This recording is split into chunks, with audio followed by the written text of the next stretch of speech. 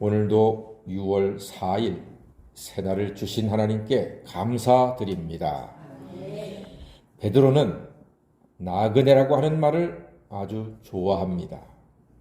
세상의 나그네는 정처 없이 떠도는 인생이지만 우리 하나님의 자녀들인 영적인 나그네는 시작과 끝이 분명합니다.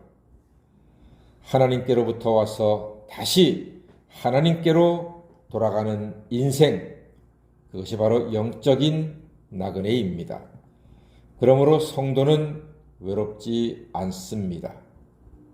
왔다가 갈 곳이 분명하기 때문에 외롭지 않습니다. 방황하지도 않습니다. 갈 곳이, 목적지가 분명하기 때문입니다. 목적지가 분명한 영적 나그네는 세상을 함부로 살지 않습니다. 그래서 베드로는 우리에게 당부하기를 11절 말씀, 베드로의 당부입니다. 시작.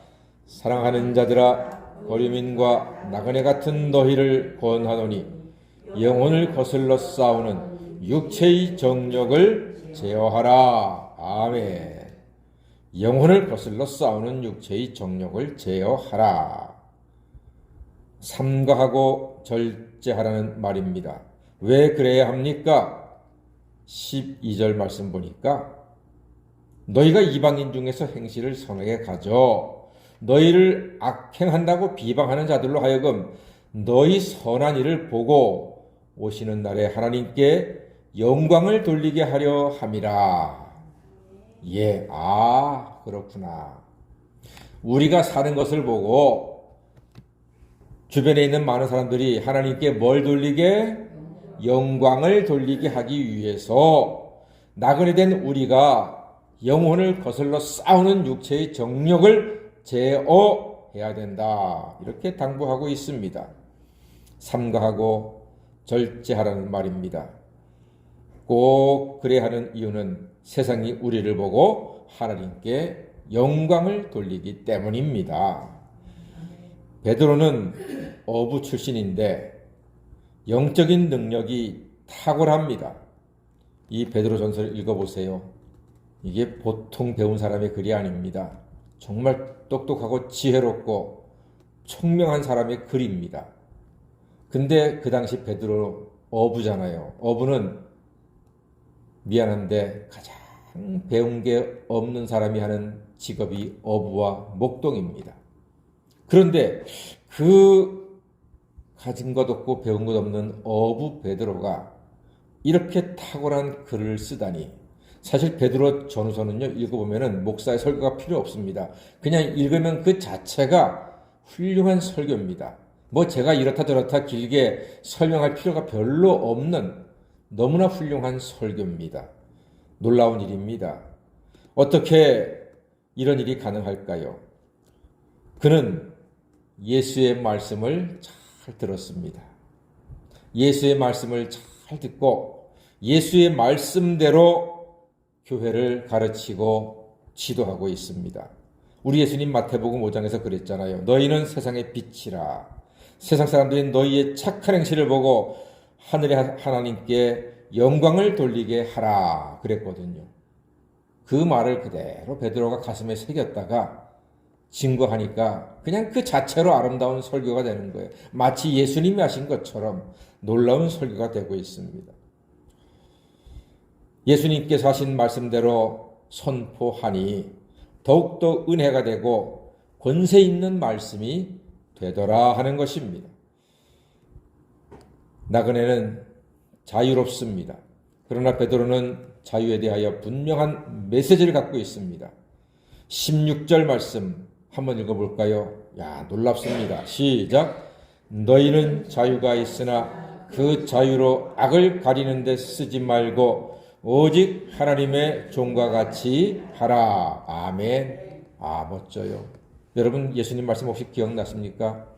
진리를 알지니 진리가 너희를 자유케 하리라.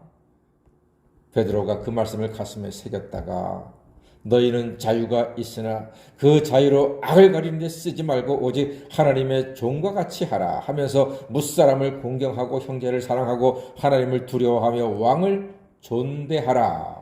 이렇게 우리에게 가르쳐주고 있습니다. 영적 나그네는 목적지가 분명하되 세상에서는 고난을 피할 수가 없다고 이야기합니다. 그래서 19절 말씀 보니까 다 같이 보겠습니다. 19절입니다. 시작.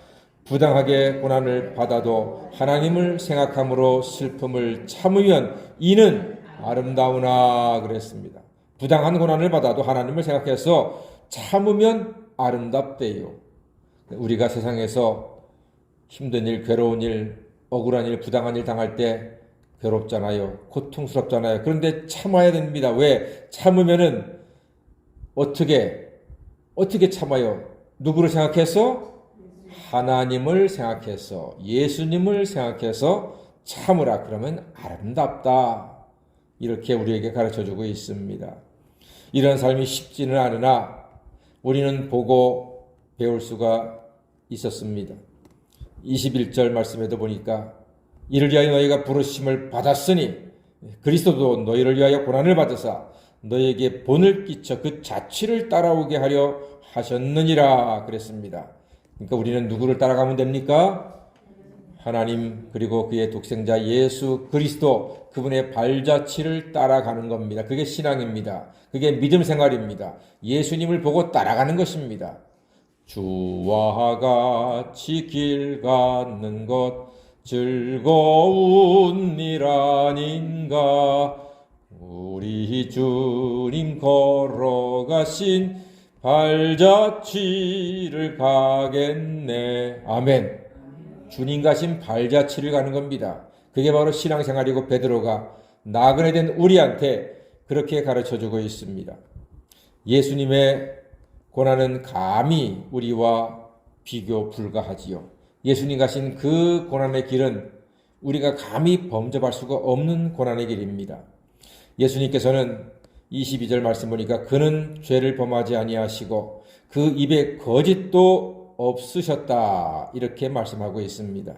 또한 23절에서는 욕을 당하시되 맞대어 욕하지 아니하시고 고난당하시되 위협하지 아니하시고 오직 공의로 심판하시는 이에게 부탁하셨다. 이렇게 말씀하십니다.